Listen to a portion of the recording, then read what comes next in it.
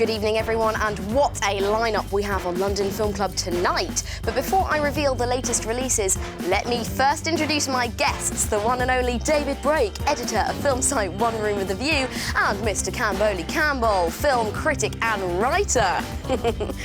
OK, without further ado, let the show commence. A fresh twist on the classic coming-of-age tale with young stars aplenty. It's Lady Bird. In this Afrocentric Marvel movie, we delve into the futuristic world of Black Panther. And Sally Hawkins stars as the princess without a voice in this adult fairy tale, The Shape of Water. First up tonight, everyone's been talking about it. It's Lady Bird. I want to go to the East Coast. I want to go where culture is, like How New in the York, world did I raise such a or at least snob? Connecticut or New Hampshire, where writers live in the Get woods. into those schools anyway. Mom, You should just go to City College. You know, with your work ethic, just go to City College and then to jail, and then back to City College, and then maybe you'd learn to pull yourself up and not expect everybody to do everything. Lady Bird, is that your given name? Yeah. Why is it in quotes? I gave it to myself. It's given to me by me. Lady Bird always says that she lives on the wrong side of the tracks, but I always thought that that was like a metaphor. But there are actual train tracks. What you do is Lady Bird. Right, David, what is this about? So, this is a lovely film. This is the story of Christine McPherson, Lady Bird, the name she gave to herself. And basically, it's about her final year, and it's 2002 in Sacramento. And we basically follow her final year in school and how she experiences love and friends and, most importantly, her relationship with her mother. And it's just so tone right. Like, these films are so hard to get right, and this one nails it. Absolutely, yeah. Like, with these kind of things with coming-of-age films, it's kind of, I think it's like the most refined version I've ever seen of that kind of mold, where it has this kind of, I love like this regretful kind of edge that it has to it, as if it's like kind of Greta Gerwig like telling us like these are the things that she'd like wish she'd said to like these people, so the relationships just feel so real and just it feels like really lived. Do you think it's like semi-autobiographical from the director Greta Gerwig? Yeah, I mean, Greta Gerwig, this is her first film that she's directed. She's co-written loads of things before, and she's just got an ear for dialogue. She gets it. So many of these films we sit here and we talk about, this is a good snapshot of life, but it's never a great snapshot. It's never one that you feel absolutely emboldened by when you watch it. And the relationships, every single character that Lady Bird touches has A, a good backstory, B, great dialogue, and C, good stories. That's incredible achievement in 90 minutes. Yeah, it's really crazy how much time they actually spare for everyone. It's like even like this kind of random pastor like has his own thing going on, and it's really great when it just kind of widens the perspective of this. It just feels like such like a wizened kind of perspective from like the first film she's actually written and directed herself. It's kind of crazy. Like, That is an achievement, isn't it? Wow. But like say Lucas Hedges' character here, on his own, obviously, he's sort of the boy who's kind of Lady Bird sort of tricked into fooling them into a different kind of life. And yet his storyline, there are some scenes, there's one scene he has in particular, which is so poignant and revealing and wondrous and warm, and there's not really enough synonyms to describe how good this film is. Oh, wow. you're starting to run out. Honestly, I'm checking the book. There's not that many Get the thesaurus out. But hidden behind the chair. But I think, what you're saying is, it just sounds like it's incredibly authentic. You've got raw emotions there, whether it's emotional or funny. It's very funny. Oh, it's really funny. There's some absolutely killer lines in this film, and it's nice that it comes from a really kind of genuine place, because none of the humor feels like kind of mean-spirited, despite all of these kind of barbs, especially between like Laurie Metcalf's character and Saoirse Ronan's character. It's just it's always kind of from a place that it feels like kind of real love for each other, but it kind of there's this tension as well. And it doesn't even take pop shots. Like, she goes to a Catholic school, so you think, they're going to do pop shots about God or something like that. Never. And it's weirdly respectful of everybody, like all the time. And like Timothée Chalamet, and this is really great in this. Just acting across the board is A+. I was going to say, is this a performance of her young career so far, of Saoirse? They're starting to stack up. I mean, like, it's ridiculous how talented this actress is, and to find that she's nominated for Best Actress, deservedly so. Greta Gerwig nominated for Best Director. Finally.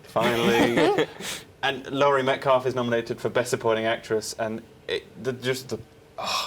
it's really hard to nail. That's how good this film is. It's hard to nail down these emotions, and yet this film does it. I'm so glad it exists. Even the score. That's by John Bryan. It just that I mean that's going to add another level there, another like sense of atmosphere. Yeah, it's kind of spare with his score as well, but it does have another thing. It does have these really great needle drops, like. Probably the best use of Dave Matthews Band ever, because like, it does this really trashy, awful song, and it treats it with such sincerity. It's just really, Wow. well Okay. put I mean, together. I'm holding my breath here. I think this. It's what good. are we doing for popcorns here? This is a 5-star film. It's a wondrous achievement. Oh, It's really good. David. Five, No five, words. five, five. Just a 5. Wow. I sincerely hope everybody checks it out. I mean, yeah, with a 5. Look at this, starting we can't offer much well. more. Like without question. London Film Club gives Ladybird 5 out of 5 popcorns. It's rated certificate 15 and it's out in cinemas today, so definitely go and see that. Okay, well, I think this is definitely the show so far to jump on social media and join in our debate with 3 top films for you to tell us what you think about. So use that hashtag London Film Club as well. Okay, next up, introducing the super advanced African nation of Black Panther. We are home.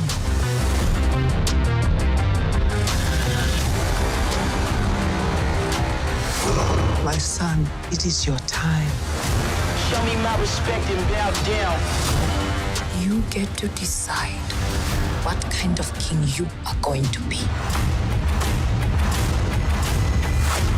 Don't freeze. I never freeze.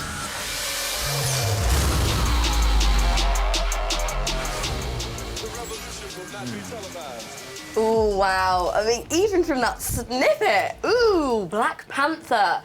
Okay, Cam, what is it? Oh my God. Go on, Just- explain what this is about. Tingles whenever this film's mentioned. Okay, this kind of continues on fairly loosely from the last decade of Marvel Studios films. A character we've seen very briefly, the Black Panther, also known as T'Challa, has taken up the reign of king from his father, who's recently died. So the rest of the film kind of covers his struggle with kind of keeping his people safe and also just kind of his various responsibilities that have now just kind of been dropped on his shoulders. And bad people drop in at a very inconvenient time for him. That's a fairly good summary. Yeah. Is this the best Marvel movie yet? Yes. Dare I? Maybe. It's up there. I don't say maybe. To get the boring flaws out of the way for myself personally is that I sometimes found tiny bits of pacing at the beginning when it's kind of more of a Marvel film than a Ryan Coogler he's the director film, when it's trying to do sort of the opening bit and set up the world. And the world creation is A+, by the way. And some of the CGI is a tad weightless, tiny bit dodgy in parts. But these are like tiny, tiny flaws which are a part. This is a very, very good film. And it really just feels right for right now. Yes, it's kind of been a long time coming because you don't often see a cast that where it's people like Martin Freeman and Andy Serkis are in the absolute minority, and it's just really, it's for me on a base level, it was really wonderful to just kind of see myself reflected kind of on screen. Like I never really anticipated that an American film, first of all, would kind of not just create an African nation that's kind of the most beautiful thing I've ever seen, but also created with such like kind of authenticity because it feels really lived in. Like the thought that's gone into things like the costume design, which is all kind of based on African tribes and everything. It's just it's so well realized. The fight sequences, the drum beats, everything. I think the greatest part is the world. It feels like a real world that people live in. That this is an actual all the tribes, the cultures.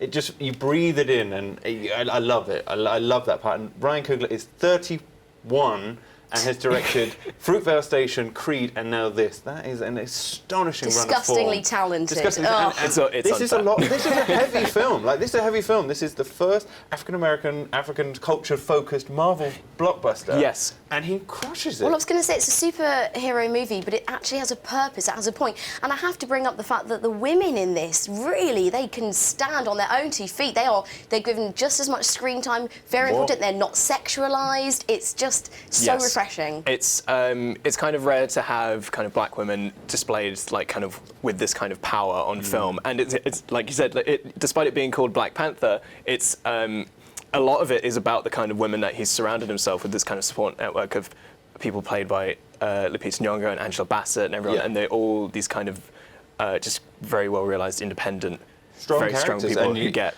kick all of that. But It's just tremendous. And the villain. The This is a great villain, which is always a negative point. Let so us many talk about Michael B. Jordan. yes. Dang, that boy can act. My goodness, he is talented. It's unlike any performance I've seen of his so far because he's so charming. He's so charming, but so kind of ruthless as well. But honestly, you could look at the film, you shift the angle of the film a little bit, you can get his opinion, you can understand his point of view. Now that is a fully realised character. You think about the villains we've seen in something like Thor 2, where it's just a person who wants to destroy the world and Thor has to stop him. This one, he is a person, he has got his own emotions that's directly challenging, like, Black Panther's own morals and feelings and the legacy of being Black Panther. Yeah, Okay, all right, well, we're going to go to popcorns. This is a great week so far. What are we giving it out of 5? I'm just going to give it a very high 4. That's where I'm putting it. I'm going straight for the 5 because this really resonated with me. I think I'm going there. I can't. Okay, all right, well, we're going to go London